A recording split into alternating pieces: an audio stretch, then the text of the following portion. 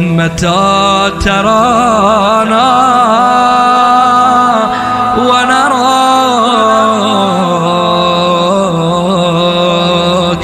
متى ترانا. چاہے بلوا کے خارج میں کبھی جدا ہوا ہو یا کبھی بھی جدا نہ ہوا، بس عقل ان دونوں کے درمیان جدائی کو ممکن سمجھتی ہے تو وہ مفارق سمجھی جائے گی. اور کلی عرضی علی لازم ایسی کلی کو کہتے ہیں، ایسی عرضی کو کہتے ہیں جس کا اپنے معروض سے جدا ہونا عقل کی نظر میں محال ہو، ممتنع ہو، ناممکن ہو. محال، ممتنع، ناممکن ایک ہی شے ہے. تو عقل ان دونوں کے درمیان جدائی کو جائز نہیں سمجھتی، اسے کہتے ہیں لازم. لازم کی تقسیمات بیان کرتے کرتے سلسلہ گفتگو یہاں تک پہنچا کہ جو لازم ذہنی ہوتا ہے اس کی دو قسمیں ہیں، بین اور غیر بین. پھر بین کے اندر دو قسمیں ہیں، بین بمعنی اخص، بین بمعنی اعم.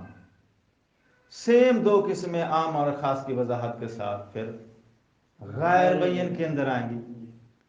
تو جو غیر بین کا بمعنی اخص ہے یہ مد مقابل ہے بین کے بمعنی اخص کے، اور جو غیر بین کا بمعنی عام ہے یہ مد مقابل ہے بین بمعنی عام کے. واضح ہو رہی ہے بات؟ اچھا، تو اس ترتیب کے مطابق ٹوٹل قسمیں بن جاتی ہیں چار، دو بین کی، دو غیر بین کی. لیکن تفصیلات میں جانے کے بعد نتیجہ یہ نکلتا ہے کہ ٹوٹل قسمیں چار نہیں ہیں بلکہ قسمیں تین ہیں. تقسیم ثلاثی ہے نہ کہ رباعی ہے. تو بھئی چوتھی قسم ایک کہاں چلی گئی؟ کہتے ان کے اندر ایک قسم ایسی ہے جس کو دو بار تم تکرار کر گئے ہو. وہ کون سی ہے؟ اس کو ملحوظ رکھنا ہے. اب سب یہ تمہارے سوال کا جواب ہے. ایک قسم ایسی ہے جس کو ہم رپیٹ کر گئے ہیں، چیز ایک تھی، نام دو دے دیے تو ہم کو لگا کہ یہ دو قسمیں ہیں. تو نام دو دینے سے وہ دو قسمیں نہیں ہو جائیں گی، ایک ہی چیز ہے، نام دو دے دیے گئے ہیں. ٹھیک ہے؟ اب آؤ پہلے میں آپ کو اس کی مثال دے دیتا ہوں. آپ نے مثال دی ہے جی الانسان کاتب بالقوت، مصنف کی مثال. ہم نے جو مثال دی ہے الاسنان نصف الاربع، ان دونوں مثالوں میں ہے کیا چیز؟ موضوع کے تصور سے عقل کو انکشاف نہیں ہوتا. کس بات کا؟ کہ اس کا جو محمول ہے اس کو لازم ہے.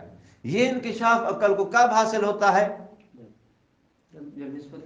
پورے قضیے کے تصور کے بعد. ٹھیک ہے؟ پورے قضیے کے تصور کے بعد جا کے عقل کو پتہ چلتا ہے کہ یہ محمول اس موضوع کو لازم ہے. کہتے ہیں یہ جو دو مثالیں ہم نے آپ کو دی ہیں، یہ دو مثالیں، ایک بار اسی مثال کا نام ہم نے رکھا ہے غیر بین بمعنی اخص. ٹھیک ہے؟ ایک بار ہم نے اس مثال کا کیا نام رکھا ہے؟ غیر بین بمعنی اخص. کب؟ جب ہم نے یہ کہا کہ بھئی اس مثال میں موضوع کے تصور سے لازم کا تصور महमूल का तसव्वुर या महमूल के लाजिम होने का इंकिशाफ अक्ल को हासिल नहीं होता। तो जब हमने मौजू का तसव्वुर किया तो इसके तसव्वुर से इसके महमूल के लाजिम होने का अक्ल को इंकिशाफ ना हुआ, तो हमने ये समझा ये क्या है, लाजिम तो है मगर ये लाजिम गैर है। अच्छा, और फिर यही मिसाल हमने रिपीट की कहाँ आके, बय्यन बिमाना आम में। बय्यन बिमाना आम में हम क्या करते हैं, क्या तारीफ दिया है हमने बय्यन बिमाना आम की, कि पूरे कज़िये का तसव्वुर करने के बाद अक्ल को इंकिशाफ हो जाए कि ये महमूल तो इस मौजू का लाजिम है। किसके तसव्वुर के बाद, पूरे कज़िये के बाद। तो अब यही मिसाल जब अकेले मौजू का तसव्वुर किया गया था तो अक्ल को महमूल के लाजिम होने का इंकिशाफ नहीं हुआ था। उसी मिसाल में पूरे कज़िये का तसव्वुर करने के बाद अक्ल को इंकिशाफ हो जाता है कि ये महमूल तो इस मौजू का लाजिम है। अल इस्नानो निस्फुल अरबात, पूरे कज़िये का जैसे ही तसव्वुर मुकम्मल हुआ अक्ल ने कशफ कर लिया ये महमूल तो निस्फुल अरबा होना ये तो लाजिम है इस्नान का। ठीक है, तो वही मिसाल थी। एक बार वो बेमाना अखास में गैर बय्यन कहलाई जब उसमें हमने अकेले मौजू को मियार बनाया। वही मिसाल फिर आके वो बेमाना आम में बय्यन कहलाई जब हमने मौजू किसको बनाया है, पूरे कज़िये के तसव्वुर को। तो कहता है ये जो मिसाल है ना रिपीट हुई है, इस मिसाल में एक बार आपने एतबार किया है अकेले मौजू के तसव्वुर का, तो उस वक़्त इसका नाम हमने रखा गैर बय्यन बिमाना अखास। चूंकि अखास में मौजू अकेले का तसव्वुर मियार है, बिमाना अखास में मियार क्या है, अकेले मौजू का तसव्वुर। अकेले मौजू के तसव्वुर से अक्ल को इंकिशाफ हो जाता है महमूल के लाजिम होने का, या अक्ल को इंकिशाफ नहीं होता। हो जाता तो ये लाजिम बय्यन हो जाएगा, नहीं होता तो ये लाजिम गैर बय्यन हो जाएगा। लेकिन मियार किसको बनाओगे, अकेले मौजू के तसव्वुर को। और बेमाना आम में अकेले मौजू का तसव्वुर मियार नहीं होता, पूरे कज़िये का तसव्वुर मियार होता है। पूरे कज़िये के तसव्वुर के बाद अक्ल को इंकिशाफ हो जाए कि ये महमूल इस मौजू का लाजिम है, तो वो महमूल वो लाजिम बय्यन बिमाना आम कहलाएगा। अगर पूरे कज़िये के तसव्वुर के बाद अक्ल को महमूल के लाजिम होने का इंकिशाफ नहीं होता तो ऐसी सूरत में वो महमूल लाजिम तो होगा मगर वो लाजिम गैर बय्यन बिमाना आम कहलाएगा। तो हमारे पास एक बय्यन बिमाना अखास है पहली किस्म, एक हमारे पास गैर बय्यन बिमाना आम है आखिरी किस्म। दरमियान में एक मिसाल आप रिपीट कर गए हो, ठीक, उसमें अकेले मौजू को मियार करार देते हो तो नाम उस पे सादिक आएगा गैर बय्यन बिमाना अखास का। अखास का नाम इसलिए कि आपने इस वक्त मियार अकेले मौजू को बना दिया है। उसी मिसाल में अगर आप मियार बना देते हो पूरे कज़िये का तो फिर वही मिसाल बन जाएगी बय्यन बिमाना आम का। अखास और आम में फर्क जो है उस मेयार का है जो आपने मौजू का तसव्वुर रखा हुआ है। वहां अखास में सिर्फ मौजू का तसव्वुर होता है, आम में पूरे कज़िये का तसव्वुर होता है, जिसके बाद जाके अक्ल को इंकिशाफ होता है कि ये मामूल इसको लाजिम है या लाजिम नहीं है। तो दरमियान वाली मिसाल जिसको तुम गैर बय्यन बिमाना खास कहते हो, यही याद करो कल हमने कहा था कि बय्यन बिमाना आम क्या है, आम है, बय्यन बिमाना अखास से निस्बत क्या की है, हमने क्या कहा है वो खास है, ये आम है। और आम के अंदर एक फर्क तो वही होता है, कौन सा, जो अखास का मिस्दाक है। दूसरा एक इलावा अजी होता है जिसमें ये आम सादिक आता है उस अखास के बगैर। ये जो इसका दूसरा फर्द है ना बय्यन बिमाना आम का, ये दूसरा उसी का मद्दे मुकाबिल कसीम है, जो कि कसीम एक दूसरे के गैर होते हैं। वो जो कसीम था वो भी इसके अंदर जमा हो गया है। तो बय्यन बिमाना आम जो है ये सादिक आता है बय्यन बिमाना अखास पर भी, सादिक आता है गैर बय्यन बिमाना अखास पर भी, उन दोनों पर ये सादिक आता है। جب دونوں، تو ہمارے پاس ایک چیز وہ ہے جو دونوں قسموں پر صادق آتی ہے. لفظ کلمہ جو ہے اسم فی الحرف تینوں پہ صادق آتا ہے. اسم جو ہے صرف اپنی ذات کے علاوہ کسی اور پہ صادق نہیں آتا ہے. ایسے ہو گئی یہ بات نہیں ہو گئی. تو ہمارا یہ والا بیان کیا ہو جائے گا پھر، جو جس کو ہم نے عام کہا ہے یہ اس سے عام ہو گیا، کیونکہ وہ ان دونوں مد مقابل قسموں پر صادق آتا ہے. تو اس کے دو مصداق ہیں. اور تو گویا اب بمعنی اخص اور بمعنی عام کے درمیان وہ تصویر جو بنے گی ایسے ہی تصویر بنے گی جیسے انسان اور حیوان کے درمیان ہے، یا جیسے کلمہ اور اسم کے درمیان ہے. بات واضح ہو رہی ہے کہ کلمہ جو ہے اس پر بھی صادق آتا ہے، اسم کی مد مقابل جو دوسری قسم ہے اس پر بھی صادق آتا ہے. تو جو بیان بمعنی عام ہے یہ بیان بمعنی خاص پر بھی صادق آتا ہے، جو مد مقابل اس کے قسم ہے اس پر بھی صادق آتا ہے. تو جو علاوہ عظیم فرض تھا یہ وہی تو ہے جس کو تم نے بمعنی خاص کے مد مقابل میں غیر بیان کہا تھا. کوئی تصویر واضح ہوئی ہے نہیں ہوئی ہے؟ تو جب ایک ہی چیز کو آپ نے دو زاویوں سے دیکھا ہے، ایک ہی مثال کو آپ نے دو زاویوں سے دیکھا ہے، ایک بار آپ نے صرف موضوع کے تصور کو معیار بنایا، تو اس وقت آل انسانوں کاتبن بالقوت یا آل اسنانوں نصف الاربعۃ، یہ مثالیں کیا کہلائیں گی؟ بمعنی اخص کی غیر بیان والی قسم کہلائیں گی. اور اگر آپ معیار بناتے ہو پورے قضیے کے تصور کو تو پھر یہی مثالیں بمعنی عام میں بیان کہلائیں گی. ٹھیک ہو گئی بات؟ تو ہم نے اعتبار بدلنے کی وجہ سے نام دو آ گئے. دو نام جو دیے ہیں اعتبار بدلا ہے. وہاں ہم نے جب اس کو کہا کہ یہ بمعنی اخص کی غیر بیان ہے تو وہاں ہمارے ذہن میں معیار اکیلے موضوع کا تصور تھا. جب اس کو ہم نے آ کے پھر بمعنی عام کے اندر اسی مثال کو ہم نے پھر بیان کہا ہے تو یہاں ہمارے ذہن میں معیار پورے قضیے کا تصور ہے. تو معیار بدلنے کی وجہ سے نام دو آ گئے ہیں لیکن چیز ایک ہی ہے.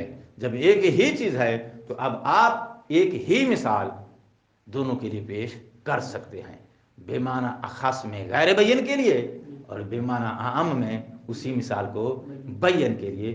تو آپ کے پاس پھر جب ان دو قسموں کو رپیٹ ختم کر کے ایک شمار کیا جائے تو آپ کے پاس پھر ہے تقسیم کیا بنے گی؟ بیان مد مقابل غیر بیان. جو اس اور میرے ذہن میں تصویر جو ہے وہ بیان سے مراد اخاص والا بیان، مد مقابل غیر بیان. جب اس اخاص کا مد مقابل جس کو ہم غیر بیان کہہ رہے ہیں اس کے اندر آپ دو چیزیں ہم کاؤنٹ کریں گے، غیر بیان بمعنی اخاص یعنی بیان بمعنی اہم. ٹھیک ہو گئی بات؟ تو یہاں سے پھر علماء نے کہا ہے منطق نے کہ بھئی علماء کہتے ہیں کہ بھئی لازم کی دو قسمیں ہیں، بیان اور غیر بیان. اور غیر بیان کے اندر مراد لے لیتے ہیں وہ بیان بمعنی اعم یا غیر بیان بمعنی خاص، یہ دو مراد لے لیتے ہیں. جو تیسری قسم آپ کے پاس بات کہی کون سی؟ غیر بیان بمعنی اعم کی، کہ جس میں پورے قضیے کے تصور کے بعد بھی اس محمول کے لازم ہونے کا عقل کو انکشاف نہیں ہوتا ہے. اس محمول کے لازم ہونے کو ثابت کرنے کے لیے دلیل کی ضرورت محسوس رہتی ہے. اس قسم کو پھر یہ بیان نہیں کرتے، ان صرف دو قسم پر اکتفا کرتے ہیں. اور آخر میں جب ٹوٹل کیا ہے نا شارح نے، اللہ کل تقدیر دو قسمیں حاصل ہوتی ہیں تو چار ہونی چاہیے، لیکن علماء نے صرف دو ہی بیان کی ہیں. اور دو جو بیان کی ہیں تو ساتھ میں اعم اور اخص کی قید توضیح وغیرہ نہیں لگاتے، بس اتنا کہتے ہیں لازم کی دو قسمیں ہیں، بیان غیر بیان. تو مراد ان کی بیان سے مراد ہوتی ہے بیان بمعنی خاص، اور غیر بیان سے مراد دو قسموں کا اجتماع مراد ہوتا ہے. ٹھیک ہے؟ اور جو بیان بمعنی غیر بیان بمعنی عام کا بیان بمعنی عام کا غیر بیان ہے، سوری بمعنی عام کا جو غیر بیان ہے اس کو یعنی تیسری قسم یا ہماری ترتیب کے مطابق چوتھا نمبر جو ہے اس کو وہ اقسام میں اکاؤنٹ نہیں کرتے ہیں. ٹھیک ہے؟ یہ ہے تمہارے پچھلے درس کا تتمہ. اور سوال کرنے کی وجہ سے یہ واضح ہو گیا، وضاحت پہنچ گئی آپ تک، تو میں اب ٹوٹل کرنے لگا ہوں۔ دیکھیے ہمارے پاس بدیہی اور نظری یہ دو چیزیں ہیں۔ بدیہی جو ہے یہ راس المال ہے، اس کے ذریعے ہم نے ان چیزوں کو اپنے ادراک میں لانا ہے جن کا ہمارے پاس ادراک نہیں ہوتا۔ جن کا ہمارے پاس ادراک نہیں ہوتا وہ نظریات ہے، جن کے پاس انسان کو ادراک ہوتا ہے وہ بدیہیات ہے۔ تو اب لازم ہمارے پاس دو قسم کا ہو گیا، ایک بین ہے، ایک غیر بین۔ جو بین ہے، بین کا معنی ہم نے کیا کیا ہے؟ بدیہی۔ تو اب یہ والا لازم ہمارے پاس راس المال ہے، یہ والا لازم جس کو تم نے بین کا نام دیا ہے، تو بین کا ترجمہ میں نے کس سے کیا ہے؟ یہ ہمارا کیا ہے؟ راس المال ہے، ٹھیک؟ اچھا، جب راس المال ہے تو اب اس لازم کے ادراک کے لیے دلیل کی احتیاج نہیں ہے، اس کو دلیل بنایا جائے گا غیر بین یا دیگر چیزوں کو ادراک کو حاصل کرنے کے لیے، ٹھیک ہے؟ تو اب مد مقابل ہمارے پاس جو غیر بین ہے، اس غیر بین کے ادراک کو حاصل کرنے کے لیے ہمیں دلیل کی احتیاج رہے گی، اور اس کا ادراک حاصل کرنے کے لیے ہم اس راس المال سے سہارا لیں گے، ٹھیک ہے؟ تو لازم میں جو غیر بین ہے، اب تفصیل مکمل ہونے کے بعد اصل بحث کی طرف واپس آ جاؤ یا اصل ناموں کی طرف واپس آ جاؤ۔ جو غیر بین ہے حقیقی نظر سے دیکھا جائے تو غیر بین ہمارے پاس صرف یہی چوتھی قسم ہے بے معنی عام کی، کیونکہ وہ جو ہے ایک لحاظ سے اگر غیر بین ہے تو دوسرے لحاظ سے وہ بین ہو گئی، جب دوسرے لحاظ سے وہ بین ہو گئی تو پھر وہاں آپ کو دلیل کی احتیاج نہ رہے، ٹھیک ہے نا؟ دوسرے لحاظ سے بین جب ہو گئی تو بدیہی کے زمرے میں آ گئی نا، تو اب اس کا ادراک حاصل کرنے کے لیے دلیل کی احتیاج نہ رہی نا، تو آپ کے پاس دلیل کی احتیاج صرف ایک ہی قسم پیش آئے گی، وہ کیا ہے؟ بیمانہ عام کا جو غیر بین ہے، بس واضح ہو گئی بات؟ تو ایک معین ہو گیا جہاں آپ نے دلیل کے ذریعے اس کے ادراک کو حاصل کرنا ہے۔ مثال اس نے کیا دیا ہے؟ العالم حادث، حادث، العالم حادث، ہم نے موضوع کا تصور کیا، حادث کا تصور کیا، نسبت کا تصور کیا، العالم حادث پورے قضیے کا تصور کیا، پورے قضیے کے تصور کے بعد بھی عقل کشف نہیں کر سکی ہے کہ یہ محمول اس موضوع کا لازم ہے، حادث ہونا اس عالم کی، اس کائنات کا لازم ہے، اس چیز کو، اس کے لازم ہونے کو عقل کشف نہیں کر سکی۔ جب نہیں کر سکی تو اب اس کے لزوم کو ثابت کرنے کے لیے عقل کو دلیل کی احتیاج ہے۔ تو اب دلیل بنائیں گے جیسا کہ شراح نے یا حاشیہ نگاروں نے سورہ کبریٰ اس کو مرتب کیا ہے، ٹھیک ہے جی؟ العالم متغیر، متغیر حادث، نتیجہ آئے گا العالم حادث۔ اللہ سے لازم کا مد مقابل دوسری قسم کیا ہے؟ مفارق۔ مفارق جو ہے وہ اس کے اندر بھی کچھ کیٹیگری ہے، وہ دائمی بھی ہو سکتی ہے، غیر دائمی بھی ہو سکتی ہے۔ دائمی اور دوام اور لزوم کے درمیان فرق پہلے بیان ہو چکا ہے، ٹھیک ہے؟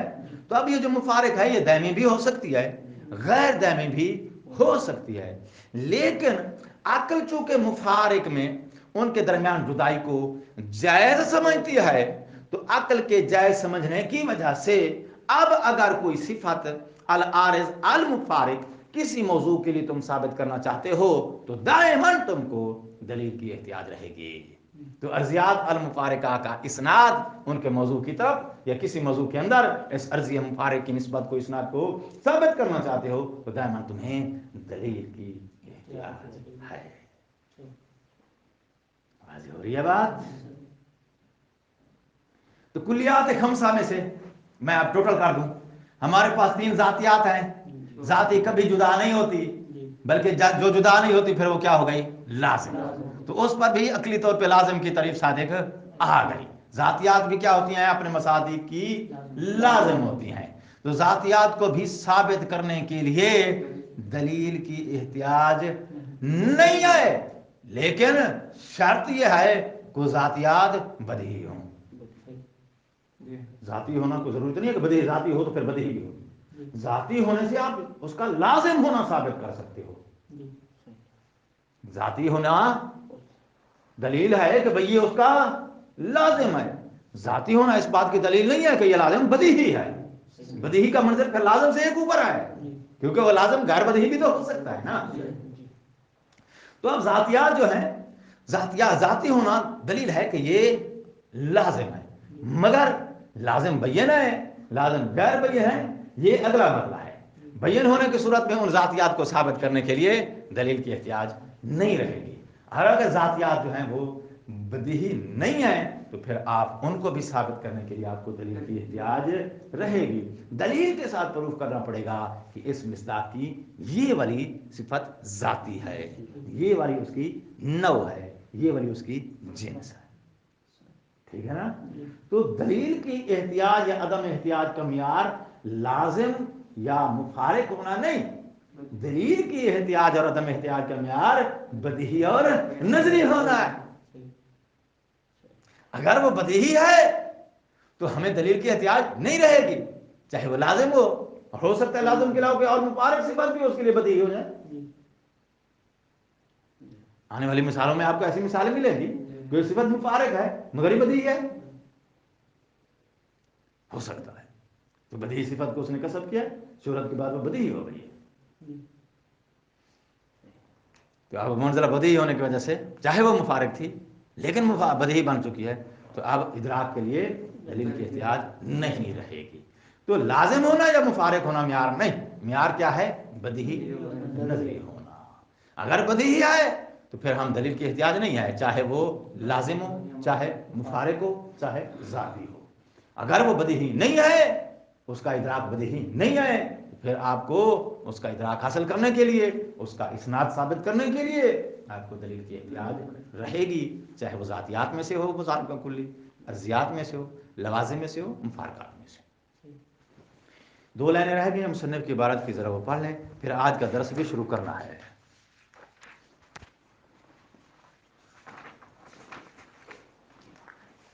تو درس زیادہ دقیق تو نہیں ہو گیا؟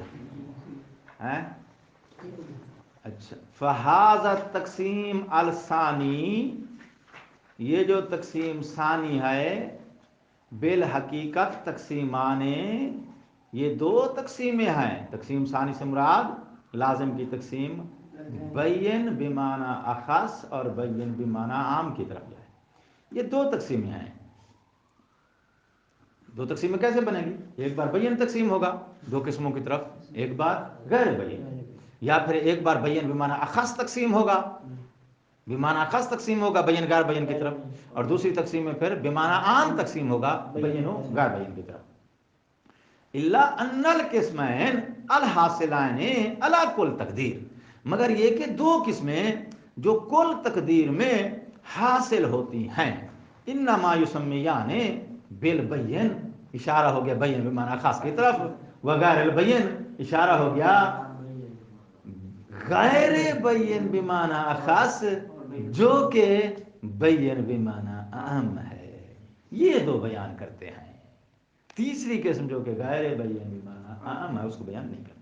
خلصنا قولہ، یہاں سے اب تقسیم شروع ہو گئی ہے کس کی؟ عرضی مفارق کی۔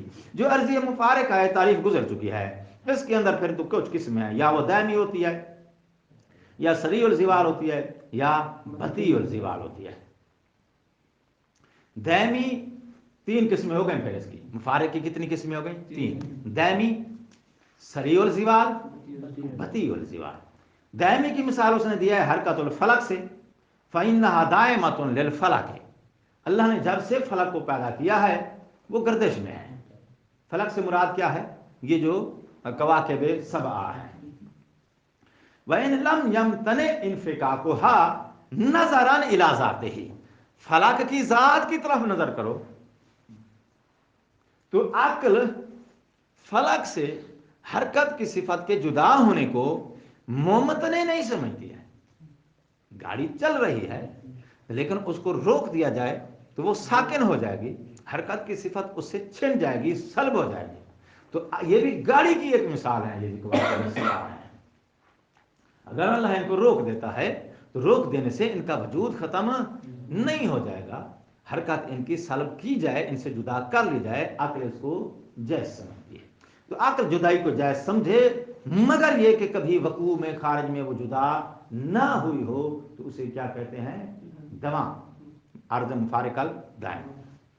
قول مصنف کا قول بسرعت، یا یدومو اس کا دائمی ہوگا اس کا اتصال، یا وہ زائل ہو جائے گی بسرعت جلدی سے زائل ہونے والی وہ صفات ارضیہ ہیں جو ضروری نہیں ہے کہ صرف چند لمحات اور سیکنڈ کے اندر تبدیل ہو جائے، نہ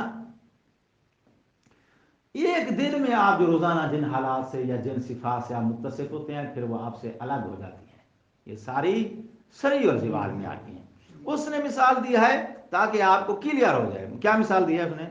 حمرۃ الخجل یا صفرۃ الوجل، خوف کی وجہ سے ایک انسان کا چہرہ پیلا ہو جاتا ہے، یا شرمندگی کی وجہ سے انسان کا چہرہ سرخ ہو جاتا ہے۔ اچھا، لیکن وہ خوف کی حالت یا شرمندگی کی حالت چونکہ زیادہ دیر تک نہیں رکتی ہے، پھر انسان نارمل ہو جاتا ہے، جیسے ہی نارمل ہو جائے گا چہرے کا رنگ بھی جو پہلے تھا وہ ظاہر ہو جائے گا۔ تو چہرہ متصف ہوا ہے اس کلیہ عرضی سے جو کہ سریع الزوال ہے اور مفارق ہے۔ تو جلوس ہے، قعود ہے، نوم ہے، کھانا ہے، پینا ہے، چلنا ہے، یہ ساری صفات آپ کی کیا ہیں؟ سریع الزوال ہے بھائی۔ تو سریع الزوال کے لیے آپ منٹ 2 منٹ کی قید نہیں لگا سکتے ہو۔ سریع الزوال مطلب یہ کہ آپ نے جو ہے وہ اس صفت کے بعد دوسری میں جانا ہے تو پہلی ختم ہو جائے گی۔ جو دن ایک دن کے اندر کئی بار آپ ان سے متصف ہوتے ہیں اور کئی بار پھر آپ نے معروف سے یہ صفات الگ ہو جاتی ہے۔ تو روزانہ کی صفات جن سے انسان متصف ہوتا ہے پھر وہ ان سے الگ ہو جاتی ہیں، ساری کس زمرے میں آتی ہیں؟ سریع الزوال میں۔ تو اس نے ابرز مثال دے دی ہے سریع الزوال کی کہ جو آنن فانن سیل ہو جاتی ہے۔ ویسے جلوس، قعود، یہ ساری صفتیں بھی جو ایک گھنٹے کے لیے متصف ہیں آپ۔ الشکر للہ والحمد للہ جميعا۔ تو 1 گھنٹے کے لیے، 2 گھنٹے کے لیے، 4 گھنٹے کے لیے ایک صفت سے آپ متصف ہوتے ہیں، پھر وہ صفت آپ سے زائل ہو جاتی ہے، تو یہ صفات بھی سریع الزوال کے زمرے میں آتی ہیں۔ بطیع الزوال وہ ہیں جو سالوں پر مشتمل ہوتی ہیں، جو مہینوں پر مشتمل ہوتی ہیں، یومیہ پر نہ، یومیہ ساعات میں جو تبدیل ہونے والی ہیں وہ سریع الزوال ہیں۔ جو سالوں پر محیط ہوتی ہیں، یعنی کچھ سال لگتے ہیں اس صفت کو جدا ہونے میں، تو کئی سال تک وہ صفت ساتھ چلتی ہے، پھر ایک وقت آتا ہے وہ صفت اپنے معروف سے جدا ہو جاتی ہے، تو اس عرضی مفارق کو کیا بولتے ہیں؟ بطیع الزوال۔ جیسا کہ انسان کی جوانی ہے، جوانی جو ہے یہ بھی انسان کی ایک صفت ہے، تو کم و بیش جو ہے وہ 20 سال، یہ بھی 25 سال یا 30 سال اس کے ہوتے ہیں۔ بلوغ سے اگر اکاؤنٹ کرو نا 14 سال سے اور 40 سال تک لے جاؤ تو تقریباً 26 سال یا 28 سال بنتے ہیں، یہ جو میڈیکل قانون ہے۔ تو 14 سال سے نیچے تک جو ہے وہ بچپنا ہے، تو وہ بھی آپ کا جو ہے وہ بطیع الزوال میں آئے گا۔ بچپنا زال، بعض لوگوں کا بچپنا جو ہے وہ 55 میں بھی جا کے زال او بطئہ، یا اس کا زوال بطیع ہوگا، یعنی اس کا جدا ہونا بطیع ہوگا، کچھ عرصہ وہ صفت ساتھ چلے گی معروف کے، پھر جا کے ایسا ایسا کچھ سالوں کے بعد جا کے جدا ہو جائے گی۔ تو آنکھوں کا کلر جو ہے یہ بھی کہتے ہیں کہ انسان کے جسم میں اگر وٹامنات کم ہو جائیں، منرل کم ہو جائیں، تو جو اس کا رنگ تھا اوریجنل وہ چینج ہو جاتا ہے، بدل جاتا ہے۔ تو اس کا مطلب ہے یہ بھی پھر بطیع الزوال ہے۔ اور آج کل کریموں کا دور آ گیا ہے تو بندے اپنا رنگ بھی چینج کر لیں تو بطیع الزوال کی مثالیں بہت ہو گئی ہیں جی۔ کل کا درس مکمل ہے، درود پڑھو ایک بار۔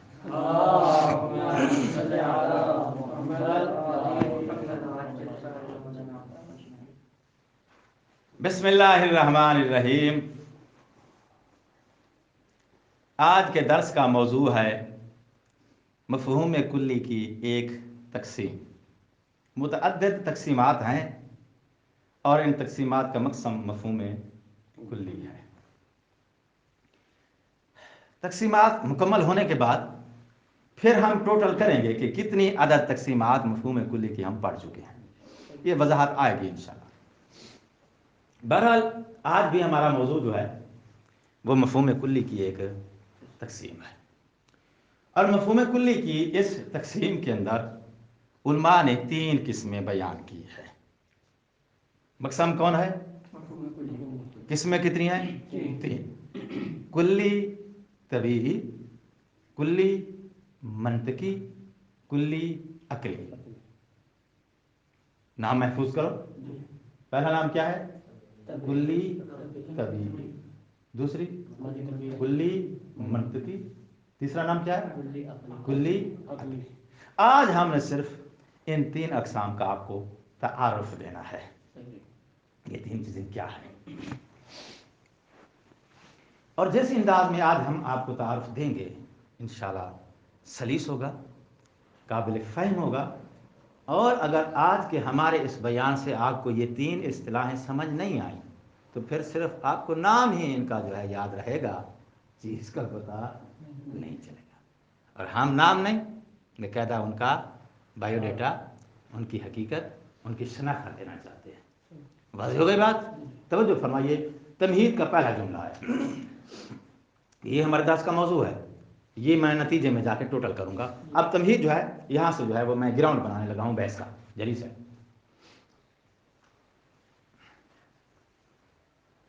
قضیے کے اندر ایک موضوع ہوتا ہے، ایک محمول ہوتا ہے. ٹھیک ہے جی؟ محمول کا اسناد جب موضوع کی طرف دیا جاتا ہے، ٹھیک، تو اب یہ جو موضوع ہے، جو لفظ آپ نے موضوع کی جگہ پہ رکھا ہوا ہے، مثلا الانسان عالم، توجہ ہے مشہور سے. موضوع کون ہے؟ الانسان. محمول کون ہے؟ عالم. محمول کا اسناد ہے کس کی طرف ہے؟ موضوع کی طرف. موضوع کیا ہے؟ الانسان. یہ جو موضوع کی جگہ پہ رکھا ہوا لفظ ہے نا الانسان، اس الانسان نامی لفظ کا ذہن میں ایک مفہوم ہے اور دوسرا خارج میں اس کا ایک مصداق ہے. زید ہے، خالد ہے، آپ ہے. ٹھیک ہے جی؟ ذہن میں کیا ہے اس کا؟ مفہوم، معنی، جو نام دے لو. جس معنی کے لیے، جس مفہوم کے لیے اس لفظ کو وضع کیا گیا ہے، وہ معنی اور مفہوم کہاں ہے اس لفظ کا؟ ذہن میں. خارج میں جو ہے وہ اس کا معنی نہیں ہے. زید بکر کیا ہے اس کے؟ مصداق ہے. مصداق اور چیز ہوتی ہے، معنی اور چیز ہے. معنی کا تعلق ہمیشہ ذہن سے ہوتا ہے. واضح ہو گئی بات؟ اچھا، تو لفظ کا ایک عالم ذہن کے ساتھ تعلق ہے، لفظ کا ایک تعلق عالم مشاہدہ اور عالم خارج کے ساتھ ہے. ملک صاحب ذہن میں آ رہی تصویر؟ سوال یہ ہے کہ آپ جب محمول کا اسناد دیتے ہو اس موضوع کی طرف، وہ اسناد لفظ تک تو رہتا نہیں ہے. ٹھیک ہے نا؟ وہ اسناد لفظ تک نہیں رہتا. جو موضوع کے اندر آپ نے لفظ رکھا ہے وہ لفظ موضوع نہیں ہوتا. وہ اسناد کدھر جاتا ہے؟ کہتے ہیں یا وہ اسناد جائے گا اس موضوع والے لفظ کے اس مفہوم کی طرف جو عالم ذہن میں ہے، یا وہ اسناد کدھر جائے گا؟ اس سے گزر کے، اس لفظ سے گزر کے کدھر جائے گا؟ جو خارجی مصداق ہے اس کی طرف جائے گا. یہ 2 تصویریں ہیں جی تمہارے پاس اسناد کی. الانسان عالم، پہلے اس کی ججمنٹ دو. عالم اسناد ہے، الانسان موضوع ہے. اس عالم کا اسناد انسان کی طرف جو ہے، تو اب سوچنا یہ ہے تم نے کہ یہ عالم کا اسناد انسان کے ذہنی مفہوم کی طرف جا رہا ہے یا اس کے خارجی مصداق کی طرف جا رہا ہے. تمہاری ججمنٹ کیا کہتی ہے؟ تو تم کیا کہتے ہو؟ خارجی مصداق. ملک آپ کیسے آپ کو پتہ چلا؟ کیونکہ عالم ہونا یہ انسان کے مصداق کی صفات میں سے ایک صفت ہے. انسان کا جو ذہنی مفہوم ہے وہ عالم یا جاہل نہیں ہوتا. عالم جاہل ہونا انسان کے مفہوم کی صفات نہیں ہے، انسان کے. اچھا، اس سے زیادہ اور کلیئر مثال دیتا ہوں. الجدار و ابیض. ابیض کا اسناد ہے کس کی طرف ہے؟ جدار. جدار کا ذہن میں مفہوم ہے؟ نہیں ہے. ہے کیونکہ معنی موضوع ہے، لفظ موضوع ہے. ہر لفظ موضوع کا ذہن میں ایک معنی ہوتا ہے. تو جدار کا ذہن میں معنی اور مفہوم ہے یا نہیں ہے؟ خارج میں مصداق بھی. اب ابیض کا اسناد اس کے مفہوم کی طرف جا رہا ہے یہ خارجی کلیئر کرو ذرا. یہ مثالوں سے زیادہ کلیئر میں نے اس لیے دیا ہے چونکہ آپ دیکھ سکتے ہو اور خارج میں آپ کو نظر آ جائے گا. تو ابیض کا اسناد جدار کے مفہوم کی طرف نہیں جا رہا ہے کیونکہ مفہوم ابیض اسود نہیں ہوتا, اس کا خارجی مصداق جو ہے وہ ابیض ہوتا ہے, اسود ہوتا ہے. تو سیاہی سفیدی آپ کو کہاں نظر آئے گی؟ جدار کے. جب آپ جاتے ہو دکان پہ اسے کہتے ہو کہ سفید رنگ کا کپڑا چاہیے, تو اس اب کیا قضیہ کیا بنے گا؟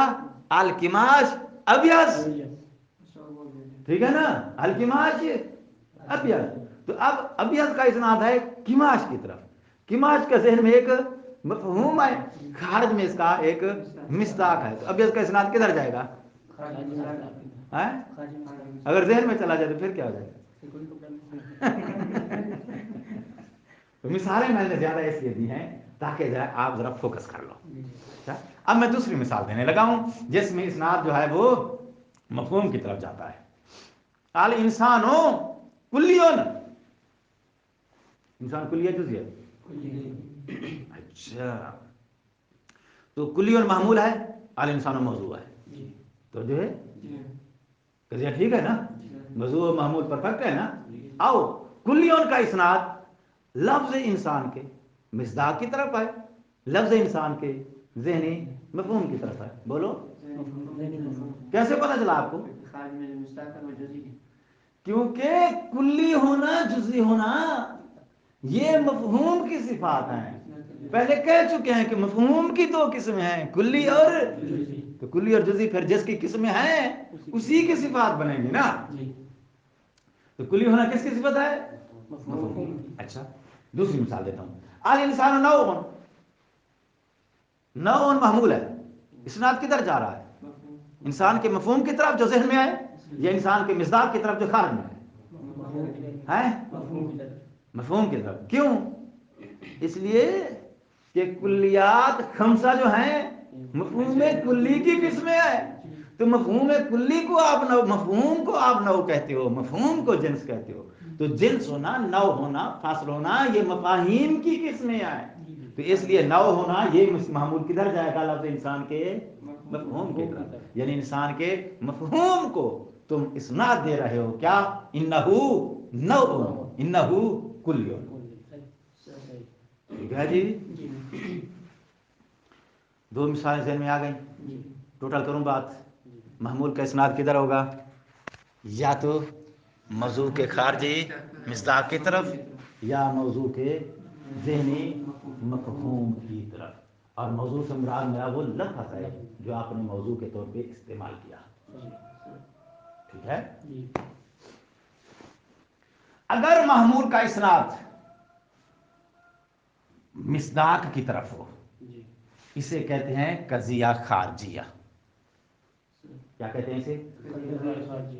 کیوں؟ کیونکہ محمول پلٹ گیا ہے خارج کی طرف. اگر محمول کا اسناد ہو موضوع کے مفہوم کی طرف اسے کہتے ہیں قضیہ ذہنیہ. ٹھیک, ایک نام اس کا قضیہ ذہنیہ ہے, دوسرا نام اس کا قضیہ طبیعیہ ہے. دو نام ہو گئے کس کے؟ قضیہ ذہنیہ اور قضیہ طبیعیہ. جب بھی کہیں یہ اصطلاح آپ کے سامنے گزرے کہ یہ قضیہ طبیعیہ ہے, یہ قضیہ ذہنیہ ہے, آپ کے ذہن میں کیا آنا چاہیے؟ محمول کا اسناد موضوع کے ذہنی مفہوم کی طرف جا رہا ہے. کلیئر ہو رہی ہے تصویر؟ نہیں ہو رہی؟ جو قضیہ خارجیہ ہے یہ آج کی بحث کا حصہ نہیں ہے, اس کو سائڈ پہ رکھو. یہ صرف تقابلی جائزے کے لیے میں نے بیان کیا تھا تاکہ آپ کو تصویر کے دونوں رخ میں دکھا سکوں. سائڈ پہ رکھو, یہ موضوع نہیں ہے. ہمارا موضوع کیا ہے؟ قضیہ ذہنیہ, قضیہ خارجیہ. پہنچ گئے بات؟ اب قضیہ خارجیہ میں محمول کا قضیہ ذہنیہ یا قضیہ طبیعیہ میں محمول کا اسناد کدھر ہوتا ہے؟ موضوع کا جو ذہن میں مفہوم ہے اس کی طرف جاتا ہے. ٹھیک ہو گئی بات؟ تو اصل میں موضوع پھر لفظ نہیں، اس لفظ کا جو ذہن میں مفہوم اور معنی ہے وہ موضوع ہے، کس کے لیے؟ اس محمول کے لیے۔ جیسا کہ قضیہ خارجیہ میں اصل موضوع پھر لفظ نہیں، خارجی مصداق ہوتا ہے۔ لفظ کا رول صرف بات سمجھانے کے لیے ہے، لفظ کا رول صرف کیا ہے؟ افہام و تفہیم۔ اصل موضوع کیا ہے قضیہ خارجیہ میں؟ خارجی مصداق۔ اصل موضوع کون ہے قضیہ ذہنیہ میں؟ اس لفظ کا جو ذہن میں معنی اور مفہوم ہے۔ ٹھیک ہو گئی بات؟ اب آؤ، پہلے ذہن میں موضوع کا تصور آتا ہے یا معمول کا؟ یہ دونوں ایک ساتھ آتے ہیں؟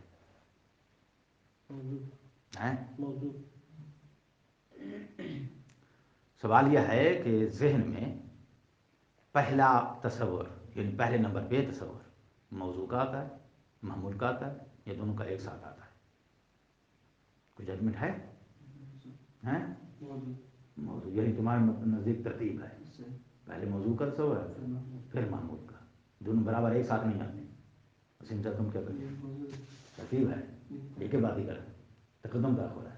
مشکور سر، پہلے موضوع پھر محمول، لفظ پہلے اور پھر کا مطلب تقدم تاخر، برابر ایک ساتھ ذہن میں نہیں آتے۔ تم کیا کرتے؟ اگر لازم ہو تو کوئی ایسے، یعنی معمول موضوع کو لازم ہے، موضوع اور محمول دونوں لازم ہے، موضوع ملزوم ہے، یہ لازم ہے۔ جب لازم ملزوم ہوں گے تو تصور ایک ساتھ آئے گا، تقدم تاخر نہیں ہے، اختلاف ہو گیا۔ یعنی ملک صاحب اختلاف کر گئے ہیں، وہ کہتے ہیں کہ لازم ملزوم کی صورت میں دونوں کا ایک ساتھ تصور آئے گا، اگر لازم ملزوم نہیں ہے تو پھر تقدم تاخر ہوگا۔ یہی مراد ہے آپ کی؟ اب سنو،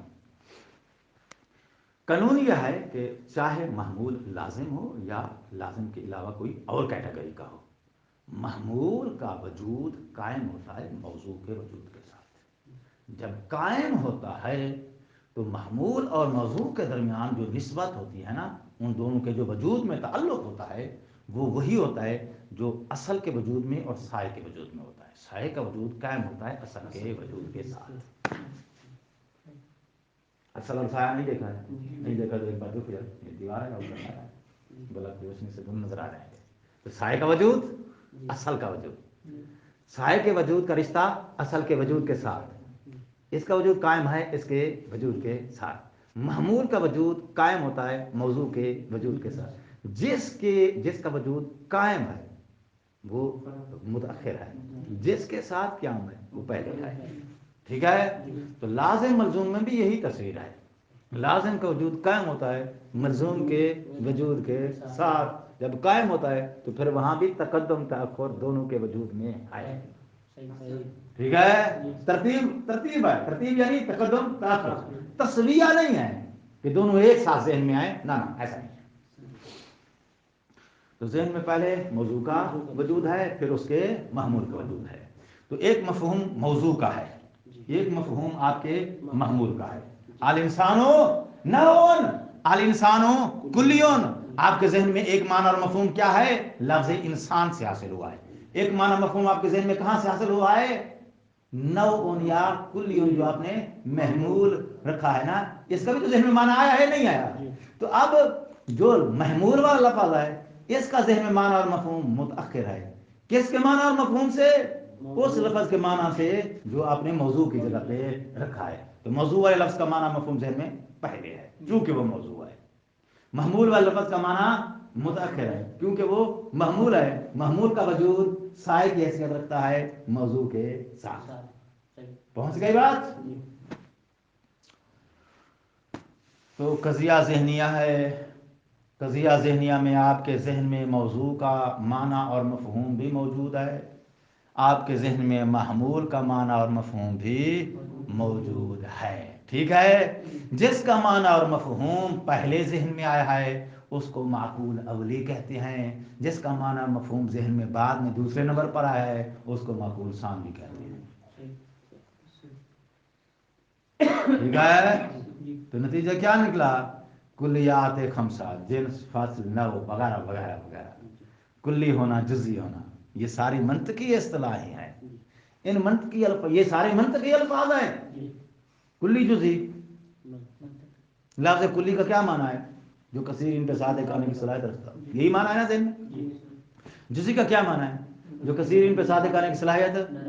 نو کا کیا معنی ہے؟ حقیقت واحدہ کے افراد پہ سادے۔ جنس کا کیا معنی ہے؟ جو ایک سے زیادہ حقیقت کے افراد پہ شامل۔ علاقے یہ جو الفاظ ہیں سارے منطقی الفاظ ہیں۔ ان منطقی الفاظ کے ہم نے آپ کو کچھ معانی دیے ہیں یا نہیں دیے ہیں؟ جو ان الفاظ منطقیہ کے معانی آپ کے ذہن میں ہیں، وہ ان کے جو سارے معنی ہیں وہ سارے معانی معقول ثانوی کہلاتے ہیں۔ کیوں؟ اس لیے کہ یہ سارے معانی محمولات ہیں، اور مقول اولی کے درجے میں جو مفاہیم ہیں وہ ان کے موضوعات ہیں۔ مقول اولی ثانوی سمجھ گئے ہو؟ اچھا اگلا لفظ سنو۔ اکثر ہم کہتے رہتے ہیں کہ موضوع مفہوم دائما ذہن میں ہوتا ہے، مصداق غالباً کا لفظ لگاتے ہیں، مصداق غالباً خارج میں ہوتا ہے۔ تو غالباً سے کیا مراد ہے؟ چلو 80% کر لو بطور مثال۔ غالب یعنی اغلب یعنی اکثر خارج میں ہوتے ہیں۔ تو کچھ مقدار تو اقل ہے نا مصادیق کی جو خارج میں نہیں ہوتے، کہاں ہوتے ہیں؟ اب آؤ وہ مصادیق آپ کو دکھلانے لگا ہوں کہ جو ذہن میں ہیں۔ معقولات ثانویہ یہ کلی ہیں، ان کلیات کے مصادیق ان کے جو ذہن میں موضوعات ہیں جن کا مفاہیم میں اولیہ کہتے ہیں۔ الانسانو نوعن، انسان کا جو ذہن میں مفہوم ہے یہ مصداق ہے۔ نوعن، اس نوعن کے لفظ کا جو معنی ہے اس کا پیچھے رہ گئے یار، ٹائم نہیں ہے، اتنا زور نہ لگو۔ الانسانو کلیون، لفظ کلی کا ایک معنی ہے، اس معنی کا ایک مصداق چاہیے تم کو۔ لفظ کلی کا جو معنی ہے اس معنی کا جو مصداق ہے وہ کیا ہے؟ لفظ انسان کا جو معنی اور مفہوم ہے وہ مصداق ہے، کس کا؟ لفظ کلی کے معنی اور مفہوم کا۔ ٹھیک ہو گئی بات؟ اب آ جاؤ، زائد لفظ ہے، خارج میں مصداق ہے، ذہن میں اس کا جو مفہوم ہے، اس لفظ سے جو مفہوم ہے وہ مفہوم مصداق ہے، کس کے لیے؟ جزیون، لفظ جزئی کا۔ ٹھیک ہے؟ ناطق لفظ ہے، خارج میں ذات بولتا ہوا نظر آ رہا ہے، مصداق ہے، ذہن میں لفظ ناطق کا جو مفہوم ہے وہ مصداق ہے، کس کا؟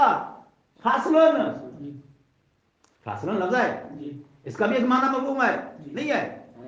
تو اس کے مفہوم کا مصداق کیا ہے؟ جو لفظ ناطق کا مفہوم ہے وہ مصداق ہے لفظ فصل کے مفہوم کا۔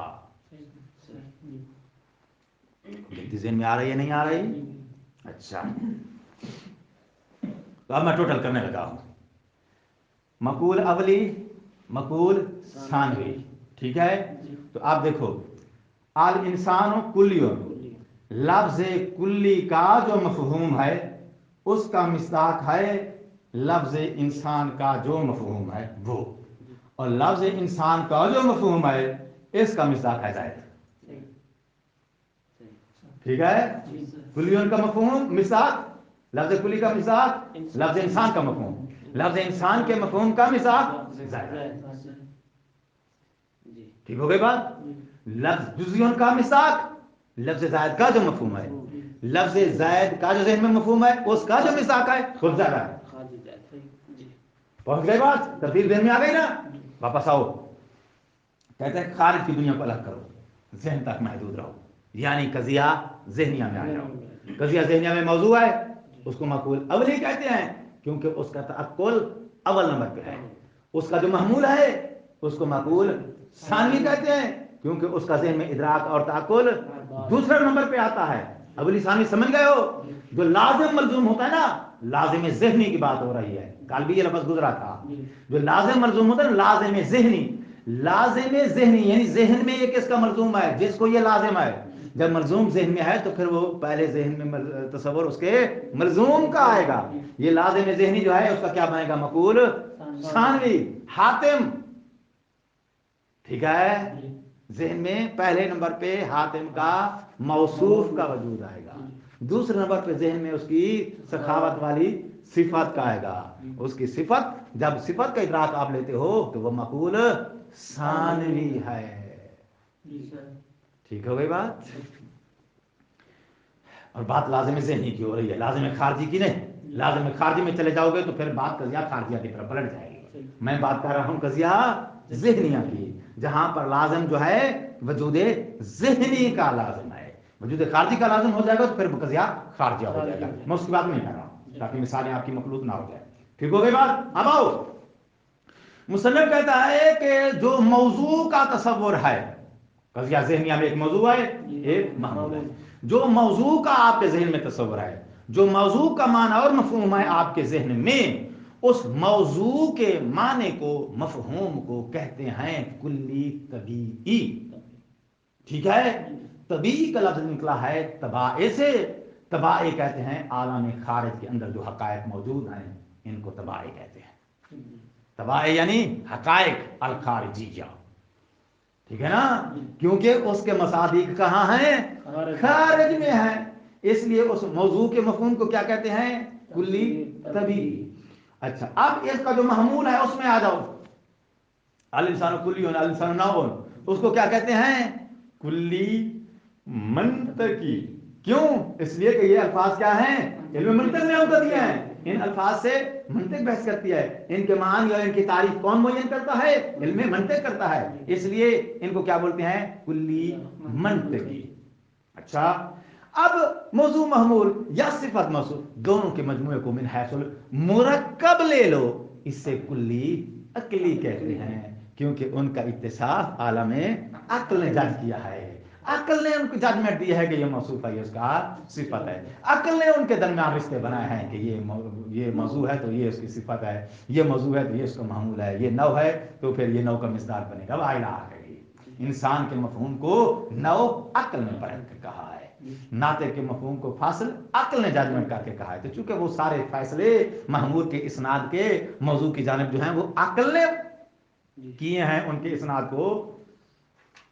کے فیصلے عقل نے دیے ہیں. اس لیے وہ جو اسناد کے بعد پورے موضوع اور محمول کا اتصاف یا مرکب ہے، اس مرکب کو کیا کہتے ہیں؟ کلی عقلی. کلی کی 3 قسمیں ہیں: کلی طبیعی، کلی منطقی، کلی عقلی. تعارف پہنچ گیا ہے؟ اتنا ہی درس ہے. واپس مفہوم الکلی. السلام علیکم ورحمۃ اللہ وبرکاتہ.